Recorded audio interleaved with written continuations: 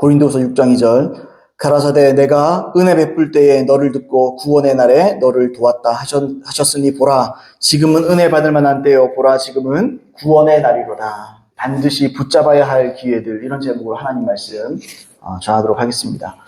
세상 말에 인생의 기회는 세 번 온다, 이런 말이 있습니다. 이거 진리는 아니고 사람들이 꼭 기회를 놓치지 말자, 그런 의미에서 이런 말들을 씁니다. 세상 사람들이 인생에서 오는 기회를 반드시 놓치지 말고 반드시 붙잡자, 그런 의미에서 이런 말들을 사용하는데, 오는 기회를 붙잡아야 대박이 나고 봐야 큰 돈도 벌 수 있고 또 명예도 또 승진도 또 인생의 역전도 이 기회를 잡는 데서 일어난다, 그런 의미인데, 또 우리가 마트에 가면 어떻습니까? 대박 찬스, 깜짝 찬스, 1+1, 2+1, 편의점에 가도 그런 거 있고 이런 깜짝 이벤트들이 있잖아요. 그래서 그 기회를 통해서 우리가 물건들을 좀 저렴하게 구입하기도 하고 그렇게 합니다. 그런데 이 분명한 사실은 이 기회라는 거, 이 어떤 기회라도 모든 기회는 한시적이라 지나간다는 겁니다. 지나가게 돼 있어요. 이 기회라는 것은 붙잡는 사람에게만 기회입니다. 버스가 지나간다고 그러잖아요. 버스 놓칠 수 있잖아요. 하나님 역시 인생들에게 여러 가지 기회를 주세요. 하나님도 많은 기회들을 주십니다. 그리고 당연하게도 이 하나님께서 주시는 기회들도 분명히 한시적이고 지나갑니다. 그래서 이 기회를 붙잡는 사람들에게는 이 기회는 하나님이 주시는 구원과 축복의 통로가 되지만, 이 기회를 붙잡지 않는 자들, 이 기회를 놓치는 자들에게는 이 기회는 결국 사망과 저주의 통로가 됩니다. 세상 물건들 사는 거, 그런 깜짝 이벤트 돈 좀 덜 벌면 돼요. 그냥 좀 아까우면 됩니다. 아깝다, 내가 그때 그걸 샀어야 되는데, 1+1 아깝네, 하나 놓치고, 그런 건 상관없어요. 근데 여러분, 하나님이 주시는 기회는 이 기회를 놓치면 우리가 사망에 이른다는 거죠. 또 저주에 이르게 된다는 거죠. 여러분, 그러면 하나님께서 우리 인생들에게 어떤 기회를 주실까요? 하나님은 많은 기회들을 주시는데 어떤 기회들을 주실까요? 그 대표적인 몇 가지 기회를 여러분과 함께 나누기를 원합니다. 왜냐하면 이것이 기회인 줄 알아야 놓치지 않잖아요.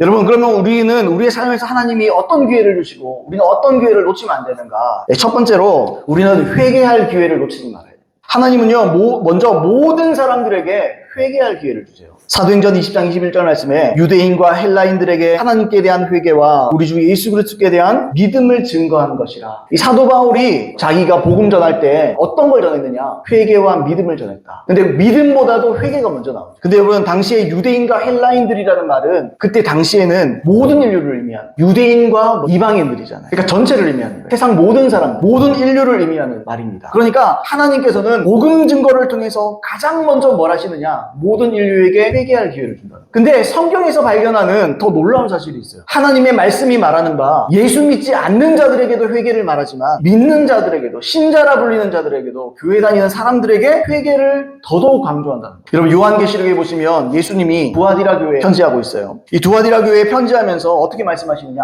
회개할 기회를 주십니다. 누구에게요? 교회에게, 그 교회 사자에게 또는 교회에게, 그죠? 그렇게 회개할 기회를 주세요. 회개하라, 그렇게 누구에게? 교회에게. 그러나 그들이 하나님 보시기에, 예수님 보시기에 회개할 마음이 없다, 그런데 그렇게 말합니다. 계시록 2장 21절 말씀에 또 내가 그에게 회개할 기회를 주었으되 자기의 음행을 회개하고자 하지 아니하는도다. 회개할 기회를 주었으되 나는 분명히 줬다. 그런데 자기 음행을 회개하지 않는다. 회개하고자 마음먹지 않는다, 이런 말이 있어요. 이 누구에게라고요? 예수 믿는 자들. 그래서 여러분, 예수님이요, 그 다음 구절에서 행위 구원은 이단입니다. 행위로 구원받을 수 없어요. 우리 예수님의 보혈로 구원받아요. 그러나 예수님의 보혈로 구원받는 자들은 거듭나고 하나님의 은혜로 말미암아 말씀의 계명을 지키고자 합니다. 그래서 행위로는 심판받는 거예요. 행위 구원은 잘못된 겁니다. 믿음으로 말미암아 우리가 행할 수 있는 능력을 갖추게 됩니다. 그럼 하나님은 그 행위를 보고 그 믿음이 진짜인지 가짜인지의 여부를 판단하시는 거예요. 행위 구원은 이단입니다. 그런데 행위 심판은 성경적인 거예요. 사람들이 이거 헷갈리거든요. 그래서 행함 얘기하면 이단이라고 그러죠. 아닙니다, 여러분. 성경에는요, 반드시 행하라 그럽니다. 믿음에 따르는 행함이 반드시 있어야 돼요. 복음적인 순종이 반드시 있어야 돼요. 이거 없으면 지옥 가는 겁니다. 일단 가짜예요. 예수님은 다음 구절에서 행위 심판을 말씀하세요. 예수님이 말씀하신 거예요. 만약에 행위 심판이 이단이라고 그러면 예수님이 이단이에요. 예수님이 행위 심판을 말씀하시면서 큰 환난과 사망까지도 임할 수 있다, 그렇게 말씀을 하세요. 22절, 23절입니다. 그 다음 구절. 볼지어다 내가 그를 침상에 던질 터이요. 지금 침상 얘기 왜 나옵니까? 음행 얘기하는, 음행. 음란한 자라는 거예요. 예수 믿어도 음란할 수 있다는 거예요. 그러니까 지금 좋은 의미가 아닙니다. 예수 믿는 척 하지만 음란한 사람들은 지옥 갈 자입니다. 지옥 갈 자. 가짜라는 말이에요. 내가 그를 침상에 던질 터이요 또 그와 더불어 가늠하는 자들도 만일 그의 행위를 회개하지 아니하면 큰 환난 가운데에 던지고 또 내가 사망으로 그의 자녀를 죽이리니 모든 교회가 나는 사람의 뜻과 마음을 살피는 자일 줄 알지라 내가 너희 각 사람의 행위대로 갚아주리라. 행위 심판이죠, 행위 심판. 뭐라고 되어 있습니까, 여러분? 무섭잖아요. 충격적인 얘기죠. 이처럼 예수님은 회개하지 않는 자, 교회에 가지나 회개하지 않는 자에게 큰 환난을 줄 것이다. 여러분, 그럼 나만 받으면 되지. 그게 문제가 아니죠. 심지어 뭐라 그래요? 자녀를 죽여버리겠다. 여러분, 이게 성경입니다. 내가 예수 믿는다고요? 예수 믿어도 내가 하나님의 말씀대로 회개하지 않고 죄를 안 끊어내면요, 자식에게 영향이 갑니다. 갈 수 있어요. 하나님이 못된 게 아니에요, 여러분. 이처럼 하나님은 죄를 회개하지 않는 자, 끝까지 하나님의 뜻이 뭔지 알면서 고집 부리는 자. 여러분, 이런 자에게 환난과 함께 하나님의 경륜, 하나님의 지혜, 하나님은 전지하시지 않는 하나님 모든 걸 다 하세요. 하나님은요, 그걸 따라서 필요에 따라 그 사람의 자녀를 죽일 수도 있고 저주할 수도 있어요. 그게 성경입니다, 여러분. 성경을 만만하게 보면 안 돼요. 진리를 만만하게 보면 안 됩니다. 예수 믿는 건요, 목숨 걸고 믿는 거예요. 그냥 아무렇게나 믿는 거, 내 마음대로, 내 방식대로 믿는 거 아니에요. 진리를 따는 건요, 엄청난 대가를 지불하는 겁니다. 이게 하나님의 사랑이에요. 로마서의 말씀처럼. 그죠? 하나님의 인자하심이 회개를 이끌어낸다 그러잖아요. 여러분, 이건 역시 죄인에게는요, 회개할 기회가 돼요. 그런데 이러한 극단적인 기회에서도 끝까지 반응하지 않는다. 여러분, 결국 그 사람은요, 영원을 결정짓는 인생의 단 한 번의 심판대 앞에서 유죄 판결을 받게 됩니다. 예수 믿더라도, 교회 다니더라도. 여러분, 교회 다닌다고 천국 가는 게 아니에요. 11조 한다고 천국 가는 게 아니에요. 은사 있다고 천국 가는 게 아니에요. 기도 많이 하면 천국 가는 게 아니에요. 죄를 끊어내지 않으면 무조건 지옥입니다. 죄를 끊어야 돼요. 이게 얼마나 중요한지 몰라요, 여러분. 여러분, 사도 베드로가 믿는 성도들에게 또 이렇게 썼어요. 베드로서 3장 9절에 주의 약속은 어떤 이에 더디다고 생각하는 것 같이 더딘 것이 아니라 오직 너희를 대하여 오래 참으사. 이게 너희가 누구냐면 예수 믿는 자들. 이게 지금 베드로 전후서는 예수 믿는 자들에게 쓰는 거거든요. 이방인들 중에서 예수 믿고 나그네로 불리는 자들, 그 사람들 쓰는 거예요. 오직 너희를 대하여 오래 참으사 아무도 멸망치 않고 다 회개하기에 이르기를 원하시느니라. 하나님 안타까운 거예요. 예수 믿는다고 근데 너의 죄는 아직도 지고 있냐. 오래 참으사 아무도 멸망하지 않고, 여러분 성경의 멸망은 지옥 얘기하는 거예요. 심판 얘기하는 거예요. 아무도 멸망치 않고 다 회개에 이르기를 원하느니라. 다. 교회 안에 많은 사람들이요, 자기 죄를 돌이키고 또 자기의 모난 부분을 깨뜨려야 된다는 걸 알아요. 알아도 안 합니다. 제가 어거스틴의 책을 읽어봤어요. 고백록이라는 책, 제가 아주 옛날에 읽었는데 거기 보면요, 어거스틴이 그래요. 어거스틴이 회심하기 전에 어떤 마음을 갖고 있느냐. 분명히 이 어머니의 기도를 통해서 이 사람이 지금 돌아가야 된다는 걸 알아요. 하나님께로 돌아가야 된다는 걸 분명히 알아요. 근데 어거스틴이 어떻게 하느냐. 회심 전에 그런 얘기를 합니다. 주님, 아직은 아닙니다. 난 좀 더 세상을 누리고 싶습니다. 나는 아직까지는 아닙니다. 난 좀 더 세상에 있고 싶습니다. 그런 고백들을 해요. 여러분, 똑같은 겁니다. 예수 믿는다고 교회 다니지만 여전히 회개를 미루고 있을 수 있어요. 그 사람은요, 교인일 뿐입니다. 성도가 아니에요. 성도, 거룩하게 된 무리들이 아닙니다. 그 사람 거룩한 사람이 아니에요. 죄가 있는데 어떻게 거룩합니까? 그죠? 우리가 이렇게 왜 이런 마음들 갖고 있느냐? 주님 아직은 아닙니다. 지금은 좀 아닙니다. 조금 더 있다 하겠습니다. 왜 이런 생각할까요? 사람들이 착각하는 게 있어요. 자기가 죽을 때까지는 아직 기회가 남아있다고 생각해요. 내가 아직 나이가 이 정도니까 앞으로 몇 년 더 살 텐데 아직은 그래도 기회가 있겠지. 그렇게 착각한다는 거예요. 그렇게 많은 사람이 생각을 해요. 자기가 죽을 때까지 아직 기회가 남아있다 이렇게 생각하는 거예요. 근데 여러분, 똑똑하게 아셔야 돼요. 반드시 아셔야 돼요. 우리가 살아있는 동안에도 회개할 기회를 영원히 완전히 잃어버릴 수 있습니다. 성경에 그런 예들이 나와요. 더 이상 회개할 수가 없다. 이 사람 끝났다. 이런 사람들이 실제로 나옵니다. 그 예를 우리가 성경의 두 인물을 통해서 우리가 확인할 수 있어요. 첫 번째 누구냐면 창세기에 나오는 장자권을 팔아넘긴 에서입니다. 에서를 보면 우리가 그걸 알 수 있어요. 에서에 대해서 히브리서 12장 15절로 17절 말씀이 이렇게 되어 있습니다. 너희는 하나님의 은혜에 이르지 못하는 자가 없도록 하고 또 쓴뿌리가 나서 괴롭게 하여 많은 사람이 이로 말미암아 더럽게 되지 않게 하며 음행하는 자와 혹 한 그릇 음식을 위하여 장자의 명분을 판 에서와 같이 망령된 자가 없도록 살피라. 너희가 아는 바와 같이 그가 그 후에 축복을 이어받으려고 눈물을 흘리며 구하되 버린 바가 되어 회개할 기회를 얻지 못하였느니라. 눈물을 흘리며 구하되 버린 바가 되어 회개할 기회를 얻지 못합니다. 이 사람은 영원히 끝이에요. 에서는 구원 못 받습니다. 못 받았어요. 그러니까 야곱에게 축복을 뺏겼습니다. 얼마나 억울합니까? 그죠? 뺏겼어요. 얼마나 억울해요. 그럼 사람들이 야곱이 나쁜 놈이다 생각할 수 있어요. 아닙니다. 하나님의 관점은 달라요. 여러분, 이 축복권을 빼앗겼다니 뭐냐? 여러분, 장자에게 당시에 지금도 그런 면들이 있는 나라들 있죠. 장자에게 주어질 하나님의 축복을 가볍게 예수롭지 않게 해요. 그래서 결국 회개할 기회가 완전히 다 사라집니다. 우리가 하나님이 주시는 축복, 하나님이 주시는 은혜를 대수롭지 않게 해야 된다. 그렇게 여기면 회개할 기회를 이 땅에 살면서도 영원히 잃어버릴 수 있어요. 영원히 잃어버리기 협박이 아닙니다, 여러분. 기회입니다. 이 듣고 돌이키라는 거예요. 여러분, 에서와 야곱이 있습니다. 둘이 쌍둥이에요. 근데 에서가 조금 더 일찍 나왔습니다. 이들의 결정적인 차이가 뭘까요? 이들의 결정적인 차이가 뭘까? 하나님의 축복에 대한 목마름입니다. 야곱은 약은 사람이에요. 그런데 그 마음 안에 하나님이 없이는 안 된다는 거예요. 여러분, 당시에 장자권이 뭡니까? 장자권이란 건요, 당시 아버지의 유산, 아버지의 축복은요, 당시 장자에게만 주어지는 겁니다. 장자에게. 첫 아들에게만 주어지는 거예요. 그런데 이삭이 물려진 축복은 단순히 물질이 아니에요. 장자권은요, 물질을 얘기하는 게 아니라 단순히. 원래 에서에게 주려고 한 건요, 물질도 포함되죠. 근데 단순히 그게 아니에요. 이 축복은 이 바로 조상이었던 이삭, 또 더 올라가면 아브라함으로부터 시작된 거예요. 우리가 소위 말하는 아브라함의 축복이라 불리는 거예요. 근데 이 축복에 대해서 로마서 4장에서 사도 바울이 이렇게 말합니다. 로마서 4장 13절에 아브라함이나 그 후손에게 세상의 상속자가 되리라고 하신 언약은 율법으로 말미암은 것이 아니요 오직 믿음의 의로 말미암은 것이니라.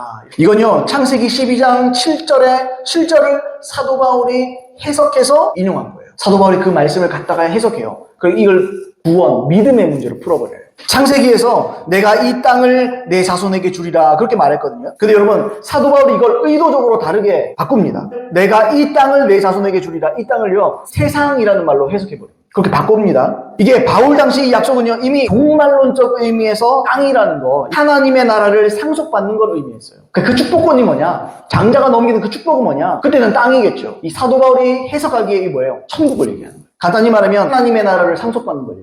그러니까 천국 가는 거 말아요. 영생을 말하는 거예요. 에서는요, 단순히 장자권을 판 게 아니에요. 에서는요, 영생을 팔아먹은 거예요. 구원을 팔아먹은 거예요. 이게 심각한 거예요. 구원을 팔아먹은 거예요. 여러분, 에서에 대해서 창세기가 이렇게 기록하거든요. 창세기 25장 29절로 33절에 야곱이 죽을 쑤었더니 에서가 들에서 돌아와서 심히 피곤하여 야곱에게 이르되 내가 피곤하니 그 붉은 것을 내게 먹게 하라 한지라. 그러므로 에서의 별명은 에돔이더라. 야곱이 이르되 형의 장자의 명분을 내게 팔라. 에서가 이르되, 들어보세요. 에서가 뭐라고 얘기하는지. 형의 장자의 명분을 내게 파십시오. 그렇게 했어요. 내가 죽게 되었으니 이 장자의 명분이 내게 무엇이 유익하리요? 야, 지금 내가 배고파 죽겠는데 이 장자의 명분이 별 거냐? 돈이라도 벌어야지. 야, 주일날 교회 뭐하러 나가냐? 됐다, 난 그거 필요 없다. 내가 죽게 되었으니 장자의 명분이 내게 무엇이 유익하리요? 난 필요 없다는 거예요. 나한테 아무 의미가 없다는 거예요, 이게.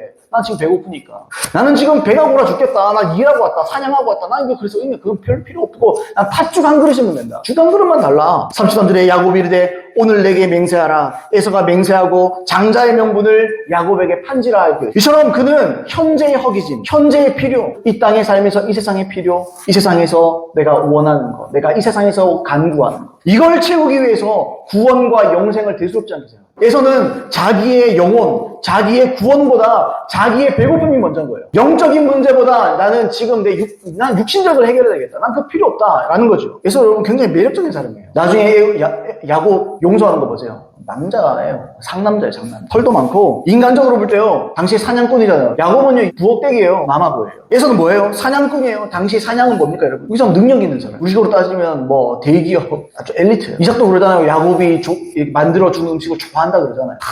맛있게 먹고, 축복해줄게. 그런데 또 그것도 야곱이 싹 바꿔버리잖아요. 자, 아무튼, 인간적으로 볼 때는요, 사냥꾼의 남성적이고 능력 있는 굉장히 매력적인 사람. 그냥 멋있는 사람이에요. 영적인 눈, 하나님의 눈으로 볼 때 어때요? 이 사람은 육적인 사람이에요. 이 사람은 세속적인 사람. 그런 사람이 불과한 거예요. 반대로. 야곱은 어때요? 야곱은 구원과 영생과 축복의 기회를 놓치지 않아요. 원래 자기 게 아닌데도 어떻게든 속여서라도 이걸 뺏으려고 해요. 아우, 저거 속이면 되나? 그게 아니에요. 하나님 그걸 보는 게 아니에요. 그거 회개하면 되는 거예요. 문제는 뭐죠? 그 안에 갈망을 보는 거예요. 자기는요, 인간적으로 볼 때 능력 없거든요. 에서는 멋있는 사람이라니까요. 사냥꾼에 음식도 잘 만드나봐요. 굉장히 매력 있는 사람이에요. 세상이 볼 때 굉장히 경쟁력 있는 사람. 근데 어떻습니까? 야곱은 그런 사람이 아니에요. 엄마 밑에서 마마보예요. 부엌에서 일해요. 이게 뭐예요? 유약함을 표현하는데. 그냥 약한 사람이에요. 그리고 계산적이고 약삭빠른 사람일 뿐이에요. 야곱이라는 이름 자체가 속이는 자예요. 죄인이란 말이에요. 근데 죄인이 어떻게 됩니까? 나중에 하나님과 겨루 이기잖아요. 하나님과 겨루 이긴 자다. 너 이름을 이스라엘이라 하리라. 그렇게 되는 거잖아요. 이 마음 안에 이렇게 약삭빠른 사람이에요. 사람이 볼 때 참 약한 사람이에요. 계산적인 사람이에요. 계산적이 얼마나 불편합니까? 근데 하나님은요, 인간적인 그 모습을 보는 게 아니에요. 마음 안에 있는 갈망을 보는 거예요. 무엇에 대한 갈망? 하나님의 축복을 향한, 하나님의 구원을 향한 갈망을 하나님은 보시는 거예요. 야곱에게서부터. 그걸 보는 거죠. 그 마음 안에 영생과 구원, 하나님의 축복에 대한 소원으로 가득 차요. 가득 차 있어요. 이것밖에 없어요, 자기한테. 야곱한테는. 야곱은요, 내세울 게 없어요. 그랬잖아요. 에서는요, 사냥해서 먹고 살 수 있어요. 먹고 살 만한 사람이에요. 야곱은 세상에 경쟁력이 없어요. 아무것도 할 줄 아는 게 없어요. 그래서 겸손한 거예요. 겸손, 휴밀리티가 뭐라고요, 여러분? 흙이라는 말이에요. 피조물이라고. 이 사람은 피조물인 걸 알아요. 하나님은 유일한 창조주고 이분을 의존해야 자기가 살아날 수 있다는 걸 알아요. 그렇게 어떻게 합니까? 붙잡는 거예요, 주님. 그래서 여러분, 야고보는 이스라엘이 되잖아요. 에서는요, 버림받았습니다. 왜 버림받았습니까? 회개하기를 놓쳤습니다. 왜 놓쳤습니까? 마음이 세속적이라서. 구원을 대수롭지 않게. 여러분, 우리에게 이걸 우리에게 이걸 좀 해석해서 적용해볼까요? 뭡니까? 세상 것을 위해서 예배를 귀하게 여기죠. 세상 것을 위해서 하나님의 말씀을 귀하게 여기죠. 세상 것을 위해서, 세상의 필요를 위해서, 그죠? 신앙을 대수롭지 않게. 이런 사람들은 기회를 잃을 수 있어요. 자, 두 번째로, 고집을 꺾지 않은 바로왕입니다. 강팍한 마음, 완악한 마음 같은 말인데요. 이 강팍한 마음이란 건요, 하나님께서 원하시는 것이 무엇인지 알면서도 의도적으로 그걸 행하지 않는 겁니다. 그게 강팍한 거예요. 그러니까 나를 향한 하나님의 뜻이 회개인 것을 알면서도 행하지 않아요. 미루는 거예요. 미루고 또 미룬다. 이게 이 마음은요, 갈수록 완악해져요. 그리고 하나님은 이 완악한 마음을 이용하십니다. 하나님은요, 선용할 수도 있고 악용할 수도 있어요. 하나님은요, 인생의 생사화복과 모든 걸 다 이끌어가는 거예요. 그래서 어떤 사람은 때에 맞게 악하게 쓰기도 하고 어떤 사람은 선하게 쓰기도 하고 쓰는 거예요. 그 얘가 애굽에서 탈출하려고 했던 모세와 이스라엘 백성들을 방해했던 바로왕입니다. 이 하나님께서 모세에게 명령합니다. 10가지 재앙을 통해서 바로에게 돌이킬 기회를 주세요. 여러분, 사람들이 재앙 그러니까 무조건 나쁜 식으로만 생각해요. 여러분, 이 입장을 보고 생각해요. 이 10번은요, 10가지 재앙은요, 하나의 기회예요. 자, 봐. 이 하나님이야. 돌이켜. 근데 바로가요, 이걸 번번이 놓칩니다. 번번이 붙잡지 않아요. 그는 하나님이 주시는 재앙 앞에서 모세와 이스라엘 백성들을 놓아줬다가 다시 붙들었다가 놔줬다 뭐 계속해요. 그걸 계속 마음을 바꿉니다. 요랬다 저랬다 변덕을 부립니다. 출애굽기 7장 22절, 8장 15절, 19절, 31절로 32절, 또 출애굽기 9장 7절, 12절, 34절, 35절 이렇게 총 7번. 바로가 7번 자기 마음을 스스로 완악하게 합니다. 성경에는요, 7이라는 수는 완전수예요. 7번이라는 거는 자기의 마음을 완전하게 완악하게 스스로 만든 거예요. 요거 다음에 출애굽기 9장이 넘어가고 출애굽기 10장 20절이 되면 마음을 완악하게 하는 주체가 바뀌어요. 그전에는 바로가 스스로 마음을 완악하게 해요. 근데 여러분, 8번째, 7번 넘어가고 8번째 딱 되는 출애굽기 10장 20절에 보시면 이렇게 돼 있어요. 그러나 여호와께서 바로의 마음을 완악하게 하셨으므로, 누가예요? 하나님이 이제 그 사람 완악하게 합니다. 내가 처음에는 몇 번은 스스로 완악하게 할 수 있어요. 우린 그게 죽을 때까지 계속 가능하다고 생각하잖아요. 그 결정적으로 난 믿어야지 이렇게 생각하죠. 하나님은요, 악한 자를 악하게 생각하세요. 기회를 준 거예요. 하나님. 꼭 7번이라는 기회가 아니고 하나님은 완전한 기회를 준 거예요. 근데 바로가요, 놓쳐요. 그게 어떻게 되죠? 이제 하나님께서 직접 하나님이 그 사람의 마음을 완악하게 만들어요. 이 사람 어느 수준까지 자기의 완고한 마음을 꺾어서 회개하지 않으면 하나님이 그 사람을 직접 완악하게 하십니다. 그리고 그 사람을 직접 악한 방향으로 사용해요. 바로가 홍해에서 바로와 그의 군대들이 다 수장당하잖아요. 성경에 뭐라고요? 하나님의 영광을 위해서 그렇게 했다. 하나님의 영광을 위해서 악인은 적당한 때에 악하게 쓰는 거예요. 바로를 악하게 쓴 거예요. 이 사람이 천국 갔을까요? 당연히 못 갔죠. 이 사람 못 갔죠. 이게 비단 성경에만 있는 내용이 아니에요. 제가 예전에 청년일 때 다른 어떤 교회 다녔을 때 한 명씩 놓고 하나님 기도하라는 마음을 줘서 한 분씩 한 번씩 기도해요. 근데 어떤 분은 딱 기도하는데 방언으로 기도하는데 입이 딱 막아요. 하나님. 내가 잘못됐나 예수 이름으로 회개하고 다시 기도하기 시작했어요. 입 또 막아요. 주님 그러세요. 기도하지 마라. 그 사람에 대해서 기도하지 마라. 그 사람은 내 은혜를 떠났다. 그 사람에 대해서 기도하지 마라. 주님 그렇게 얘기하시는 거예요. 그 사람은 기회가 없다고. 그런 경우는 실제로 있습니다. 여러분. 있어요. 여러분, 우리가 하나님께 쓰임받아야 돼요. 하나님께 쓰임받아야 돼요. 악인으로 쓰임받을 수 없는 거죠. 그죠? 여러분, 우리가 회개의 기회를 붙잡아야 됩니다. 하나님께 선한 도구로 쓰임받기를 예수님의 이름으로 축복합니다. 두 번째는 분별된 진리를 들을 기회를 놓치지 말아요. 여러분, 진리가 다 똑같은 진리가 아니에요. 가짜도 많아요. 위조 지폐가 있잖아요. 오늘 왜 위조 지폐가 있습니까? 진짜 지폐가 가치 있으니까 위조 지폐가 있는 거예요. 가치가 있는 것일수록 가짜가 있다는 거죠. 명품도 보세요. 가짜 얼마나 많습니까? 명품에 가치가 있으니까 가짜도 나오는 거예요. 하물며 진리겠습니까? 진리가 진짜이기 때문에 흉내낸 가짜들이 너무 많은 거예요. 지금 영상을 통해서도 제 설교를 들으시겠지만 여러분들이 출석하는 교회는 어떻게 정하셨어요? 내가 나 이 교회에 다녀야겠다. 이거 어떻게 정하신 거예요? 어떻게 정하셨습니까? 집에서 가까워서? 아니면 나를 전도한 사람이 그냥 가까운 사람이 거기 다니니까, 친한 사람들이 많으니까, 아니면 내 가족이 다니니까 어쩔 수 없이 그런 겁니까? 아니면 주일봉사 귀찮아서, 주일봉사 하나 그냥 말씀만 듣고 그냥 천국 갈래? 주일봉사 귀찮아서. 그죠? 작은 교회, 여러분 개척교회, 저도 지금 개척을 시작했습니다만, 여러분 요즘 기적교회는 안 돼요, 사실은. 물론 하나님 은혜 주시면 됩니다만 70년대 80년대는 안 그랬다고 합니다. 천막만 펼쳐놔도 사람들이 왔다 그래요. 갈망하니까, 배고프니까. 다들 야곱 같은 거예요. 하나님 없이는 전쟁으로 죽게 생겼으니까, 먹을 것이 없으니까. 근데 지금은 어떻습니까, 여러분? 먹고 살만해요. 작은 교회에서 섬기기 싫은 거예요. 작은 교회에서 구차한 일 하기 싫은 거예요. 그냥 대접받으면서 신앙생활 하고 싶은 거예요. 점심 딱딱 먹으면서, 셔틀버스 운행하면 딱 타고 갔다가 딱 들어오면서, 여러분 무리석에서 숨어가지고 주일 예배나 한번 드리고 그렇게 다니기 위해서. 어떤 분은 그 교회 너무 찬양이 좋아. 야, 그 교회는 예언이 있더라. 그 교회에 치유가 있어, 은사가 있어. 좋습니다. 다 좋아요. 근데 여러분, 여러 이유가 있을 수 있어요. 그걸 꼭 탓하고 싶지는 않습니다. 그러나 몰랐다면 들으십시오, 여러분. 여러분들이 출석하는 교회를 선정하는 가장 결정적인 이유는요, 분별된 바른 진리 때문이어야 돼요. 진리 때문에. 진리에서 모든 게 나오는 거예요. 예수님이 자신을 따르던 무리가 있었습니다. 사복음서에. 수많은 무리가 예수님을 따랐습니다. 근데요, 예수님이 말씀을 막 전하니 말씀에 시험 들어서 떠나는 사람들이 생겨요. 근데 예수님이 눈도 하나 끔찍 안 합니다. 12제자에게 딱 하나 물어봐요. 너희도 가려느냐? 사도 베드로가 이렇게 대답합니다. 시몬 베드로가 대답하되 주여 영생의 말씀이 주께 있사오니 우리가 누구에게로 가오니까? 명답입니다. 명답. 진짜 명답이에요. 아, 주님이 보니까 역사를 이렇게 일으키는데 우리가 어디 못 가죠. 그게 아니에요. 주님, 영생의 말씀, 우리를 살리는 말씀, 우리를 구원하실 말씀이 여기 있는데 우리 어디 갑니까? 갈 데 없습니다. 이 말씀을 듣고 싶습니다. 진짜 명답이에요. 기가 막힌 명답이에요. 여러분, 이게 우리가 어떤 교회에 출석해야 되는지 그 신앙생활에 대한 빛을 던져주는 거예요. 여러분, 뭘로 선정해야 돼요? 다른 무엇보다 영생의 말씀, 살리는 말씀, 구원에 이르는 지혜가 있는 교회에 부디 출석하기를 바랍니다. 그런 교회로 가셔야 돼요. 부디 자기 영혼을 살리고 자기 심령에 불붙는 교회를 다니셔야 돼요. 불붙는 교회. 내가 진짜 제대로 한번 신앙생활에서 하나님과 하나님의 나라를 위해서 하나님께 크게 쓰임받고 뭐 크건 작건 그 중요한 게 아니라 하나님 보시기에 기준이 있는 거예요. 우리가 커 보여도 하나님 작다 그럴 수 있고 우리는 작은 거라도 하나님 크다 그럴 수 있는 거예요. 하나님 보시기에 온전한 모습으로 하나님을 섬기고 내가 끝까지 천국 가겠다. 하나님이 인정하시는 삶을 살겠다. 한번 사는 인생 제대로 한번 살아보겠다. 여러분, 이런 마음에 불 붙이는 교회, 그런 교회 다녀야 되는 거예요. 그런 교회 다니십시오.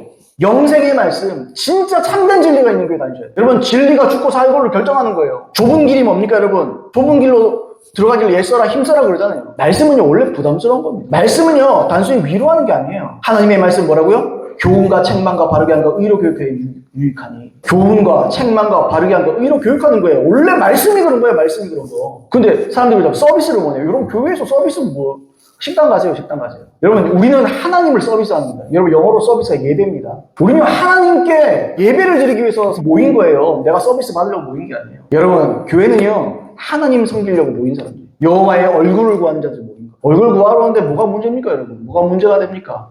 밥이 맛있네 맛없네 그게 문제가 됩니까, 여러분? 아이고 많이 섬기네 만에 그게 문제가 돼요? 그게 뭐가 문제가 돼요? 아니, 하나님의 얼굴 구한다는데, 하나님 사랑한다는데, 하나님을 얻기 위해 모인다는데. 여러분, 가장 중요한 건 진리라는 겁니다. 진리가 있는 곳으로 와야 돼요. 그래야 내가 살아나요. 그래야 내가 변화돼요. 그래야 내가 어떻게 말씀으로 말미암아 내가 온전케 돼요. 그때부터 봉사가 있는 거예요. 온전하게 하며 봉사일을 하게 하며. 은혜 받고 그저 온전케 되어가며 봉사일을 시작하는 거예요. 사람들이 거듭나지도 않은 사람한테 일을 맡겨놓으니까 교회에 문제가 생기잖아요. 그런 교회 나가야 돼요. 그런 교회 나가야 여러분 쓰임받고 버림받지 않고 끝까지 구원받습니다. 그게 필요한 겁니다. 자, 그러면 여러분, 내가 이제 좋은 교회 갔어요. 진리도 많이 듣고 있어요. 너무너무 좋아요. 그 분별된 진리를 듣는다고 해서 내가 제대로 듣고 있겠습니까? 무조건 좋은 교회 분별된 진리를 듣는다. 이게 이게 능사가 아니에요. 부엌에 칼 많다고 요리 잘하는 거 아니에요. 우리가 분별된 참된 진리를 듣는다고 해서, 귀에 들린다고 해서 그것이 꼭 우리가 그 진리를 제대로 듣고 있다 장담 못합니다. 성경에서 말하는 것처럼 우리에게 필요한 게 있어요. 성도에게, 예수 믿는 자에게, 하나님을 따르는 자에게 필요한 게 있어요. 그게 뭐예요? 보는 눈, 들을 귀, 깨닫는 마음. 물론 이게 하나예요. 보는 눈, 들을 귀, 깨닫는 마음. 이 세 가지가 필요해요. 이거 있어야 진리를 제대로 들을 수 있어요. 여러분, 그러면 보는 눈, 들을 귀, 깨닫는 마음이 뭐냐? 사도행전 28장 25절, 27절 보시면 그 힌트가 나와 있어요. 제가 한번 읽어보겠습니다. 사도행전 28장 25절로 27절. 서로 맞지 아니하여 흩어질 때에 바울이 한 말로 이르되 성령이 선지자 이사야를 통하여 너희 조상들에게 말씀하신 것이 옳도다. 일러스되 이 백성에게 가서 말하기를 너희가 듣기는 들어도 도무지 깨닫지 못하며 보기는 보아도 도무지 알지 못하는도다. 이 백성들의 마음이 우둔하여져서 그 귀로는 둔하게 듣고 그 눈은 감았으니 이는 눈으로 보고 귀로 듣고 마음으로 깨달아 돌아오면 내가 고쳐줄까 함이라. 고쳐줄까 함이라. 돌이키면 내가 고쳐줄까 싶다. 여러분, 이 구절은요 사도 바울이 로마에 있던 유대인들에게 복음 전했어요. 근데 그 복음을 듣고 믿는 사람도 있고 안 믿는 사람도 있어요. 여러분, 항상 그렇죠. 복음을 받아들이지 않는 사람도 있는 거예요. 그러니까 사도 바울이 이렇게 멀리까지 와서 내가 복음 전하는데 내가 한마디는 해야 되겠다. 그래서 한마디 하는 거예요. 이 유대인들에게 귀, 눈, 여러분, 이 마음이 처음부터 없는 게 아니에요. 자세히 읽어보면. 그러나 그들의 마음이 우둔하여져서 이렇게 표현하고 있어요. 개혁 개정인데 이 번역은 개혁 한글이 훨씬 낫습니다. 이게 우둔하여져서 이게 머리가 안 돌아가서 이렇게 들리잖아요. 이게 머리가 뺑뺑 안 돌아가서 머리가 나빠서 이렇게. 그게 아니에요. 원어에 보시면 완악하여져서 자기를 스스로 완악하게 하는 거예요. 처음부터 하나님 이 사람이 못 들은 게 아니에요. 들었는데 마음이 완악한 거예요. 사도 바울이 얘기한 거 듣고 마음에 그렇게까지. 저러면 누가 성공 가나. 어떻게 해요? 점점 마음을 완악하게 해요. 너희가 오늘날 그의 음성 듣거든 마음을 완악하게 하지 마. 완악하게 함으로 광야에서 대부분이 멸망받았다. 그런 얘기 하잖아요. 자, 보세요. 진리를 들을 귀가 둔하게 되고 스스로 눈을 감았다. 점점 눈을 감고 귀를 안 들으려고 하니까 완악해지는 거예요. 그래서 계속 못 듣는 거죠. 그러니까 보는 눈, 들을 귀, 깨닫는 마음은 어떤 마음이에요? 완악한 마음과는 완전히 반대 개념이에요. 들을 귀, 보는 눈, 들을 귀, 깨닫는 마음. 이건요, 완악한 마음의 반대의 개념이에요. 그럼 뭐겠어요, 여러분? 온유한 마음, 겸손한 마음. 하나님의 말씀이구나. 하나님의 말씀이 뭐라고 말하는지 마음을 열어 듣자. 저게 내가 살 길이다. 이런 마음으로 진리를 듣고 받아들이는 수용적인 마음.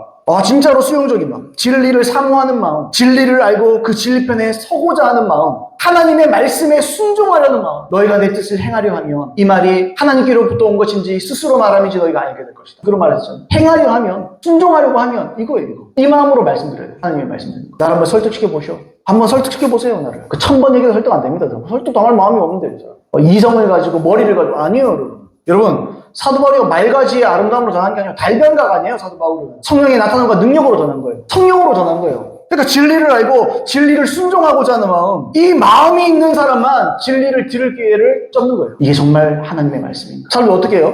에이, 저 교리랑 다르네. 저거 내가 알던 거랑 다르네. 자기가 아는 거를 확인시켜주는 게 하나님 말씀 아니에요. 자기가 아는 것을 깨뜨리는 거지. 내가 아는 상식을, 그 위에 상식을 더하고 또 말씀은 진리인 거예요. 여러분, 여호와 하나님 말씀 뭐라고요? 좌우의 날선 어떤 것보다 대리로 뽕과 영감이 관절과 골수를 찔러 쪼개는 거예요. 그래서 그 사람의 모든 것이 대낮처럼 밝게 드러나는 거예요. 말과 지혜의 아름다움으로 복음 안 전해요. 성령님의 나타남과 능력으로 말씀 전했습니다. 그러나 그런 말씀을 들어도 마음을 완악하게 한 사람들은요, 절대로 하나님의 말씀을 못 붙잡습니다. 이건요, 예수님이 와도 못해요. 바리새인들 보세요. 바리새인은 보통 사람들 아닙니다. 하나님의 말씀 그대로 살기 위해서 애쓰고 노력하고 모세오경 다 외워요. 그뿐입니까? 여러분, 선지자들이 말했던 선지서들 전부 다 연구하는 사람들이에요. 우리가 과거의 조상처럼 실수하지 말자, 하나님 제대로 섬겨보자 하고 모인 사람들이에요. 예수님이 와도 안 돼요. 그들의 마음에 뭐가 있죠? 자기가 유대교가 맞다, 종교가 맞다, 우리가 아는 게 맞다, 우리가 아는 이 613가지의 계명이 맞다, 우리 못 바꾼다. 딱 마음을 닫아버리죠. 그러니까 아무것도 없어요. 여러분, 오로지 온유한 사람들, 겸손한 사람들, 이런 마음으로 진리를 사모하는 사람들만 기회를 얻는 거예요. 복음을 들어도 기회를 그때 얻는 거예요. 참으로 우리의 마음이 진리를 향한 사모함으로 가득하게 되면 여러분, 말씀 전하는 곳을 찾게 돼 있어요. 열정적인 신앙은 맹신이 아닙니다. 영적인 사모함의 결과일 뿐이에요.